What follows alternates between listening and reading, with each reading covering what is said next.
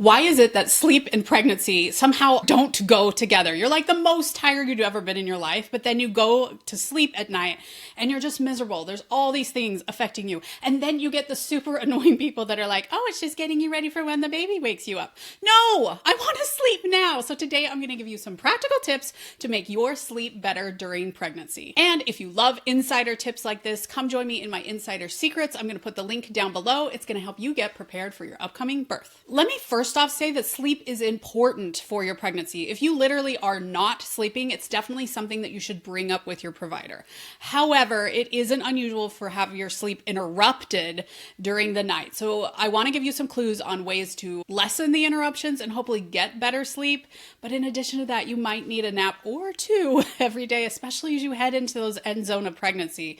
You just need more sleep. You are growing a whole human inside your body, you guys. You're doing great, but I feel like Mother Nature is against us on this one. Okay, let's talk about some of the reasons that you can have difficulty sleeping. Number one, seems like worries intensify, and they probably do from all those hormones that are coursing around our bodies during pregnancy. Between the hormones plus actual worries like how to fund the baby, insurance costs, things you may not have worried about before, worries can be a big problem sleeping during pregnancy. What about our aching hips? When this pelvis adds a baby into it, when you sleep on your side, it really makes it angry sometimes. So what can you do to make your pelvis happier? We're going to talk about it. You might be a stomach or a back sleeper, and during pregnancy, those positions they just don't work. Back, it can be problematic, and stomach, I bet you understand that as your stomach gets bigger, you really don't want to be sleeping on your stomach. I got to tell you that postpartum, one of the first things that felt so great was diving into my bed on my stomach. Oh, felt so good. And then my boobs got in the way. So rude. Some people, their nose is plugged. If you have pregnancy rhinitis, tell us down in the comments, but sometimes you just can't breathe through your nose and it ends up waking you up. Okay, so what are some of the things we can be doing to help you sleep better? The first one is a pregnancy pillow.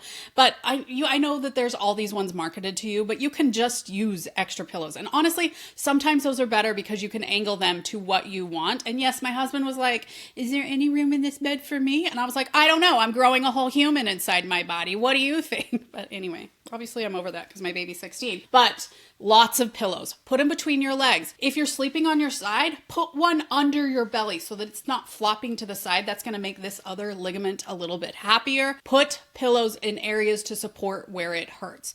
Between your legs, you might want an extra one under your neck. Again, one under your belly. Maybe even one to hug, because if you get forearm pain, I have a whole video on that I'll link down below. That can help the forearm pain as well. Lots of pillows. You deserve it. And, or buy the fancy pregnancy pillow. I think those can be really helpful. I just don't think they work for everyone. And having more pillows you can still use after you have the baby, whereas that giant pregnancy pillow, I'm not sure where you store that. Some people find a weighted blanket to be helpful, especially with worries. Now, I have a whole post on my website if a weighted blanket is safe during pregnancy. And I think most people don't love it over your belly, although there's differing weights, but you can put it on your legs. You can have it just over the top of you. If you find a weighted blanket helpful, you can still use it on other parts of your body, just probably not directly over your belly. But a lot of people find that helpful for worries, or if you get some sort of restless leg, that can be helpful as well. Now, some of you might be woken up by Charley horses, which are the absolute worst at night. It's a leg cramp in your calf. I actually have a whole video on those, so I'm going to link it down below, because if that is plaguing you, definitely watch that video, because there are things that we can be doing to help that. Now, if you are a stomach sleeper and you really miss that, there actually are pillows for pregnant stomach sleepers. It kind of builds a little hump where you put your belly in. I'll put a post about that down below as well. Now, they do recommend that most people not sleep directly on your back because your uterus can clamp off your largest blood vessel and impede blood flow to your body. And blood flow to your body is important. I know when I found that out, I was like, oh my gosh, I've probably done that a few times without even knowing that. If you are cutting off blood flow to other parts of your body will alert you with like ringing in the ears. Most likely it's just going to tell you to move. So you're going to flip a little bit to your side. For me, I just had a little pillow under my hip to just kind of tilt me a little bit when I wanted to be on my back.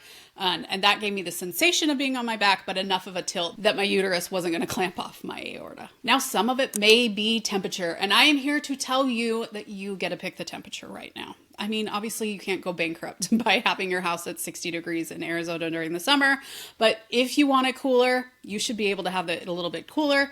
Get a fan in your room. I actually have something called the bed jet. It's an expensive fix, but it's made it so my husband and I each get to pick our temperatures, and it runs air in your comforter to keep you at a good steady state.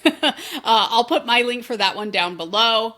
It might not be the best option, but I love mine. So there you go. Some people find that a sleep mask helps. If, trying a few of these things can be helpful. You might have a sleep mask laying around that you got at a bridal shower or something. Try the sleep mask. See if it helps. They even have weighted sleep masks. If you're finding anxiety or things like that, or just worries running in your mind, sometimes things like that or white noise can really be helpful and can make your sleep better. I'm a huge fan of stretching and yoga, especially before bed. It's actually one of the things that I recommend for Charley horses, but just stretching your body out during the day, making sure that you're moving it, not just stuck in an office chair, it can really be helpful for sleeping at night. And I know a lot of people love a really short, I'm not talking long, walk after dinner. It's a great time to talk about feelings with your partner so you don't have those worries. Just a good time to move before bed. And another one is preparation. Some of you might be laying in bed at night worried about your upcoming birth. I actually have a birth class that I recommend that only takes a few hours. I'm going to put the link for that one down below. But birth classes have been studied, and they show that people have better births when they take a birth class. They're less likely to have a C-section, less likely to have an induction. So all of these fears that you're having about a possible C-section or induction, they can be helped by taking a birth class. Also, I think a birth class is just going to help you to have a better birth, which means better sleep after you have that baby as well. Now, sleep aids during pregnancy. As I said before, if you really are not sleeping, I would bring it to your doctor. There are sleep aids that have been proven to be fairly safe during pregnancy. And either way, talk with your provider so you can learn the risks and the benefits of those sleep aids and decide if they are right for you. You might not need them every night, but if you're noticing that you're super anxious one night, maybe it would be a good option for you before bed. Because sleep is important. I know there's all these people out there that are saying that it is just preparing you for after baby, but you gotta sleep now, and hopefully after baby you'll sleep again too. Now, if aches and pains are the things that are keeping you up during pregnancy, I have a whole post on ligament pains that can be a real problem with sleep. I'm going to link it up above. Thanks for joining us here on The Pregnancy Nurse, where we get you prepared, not scared for your upcoming hospital birth and sleeping during pregnancy.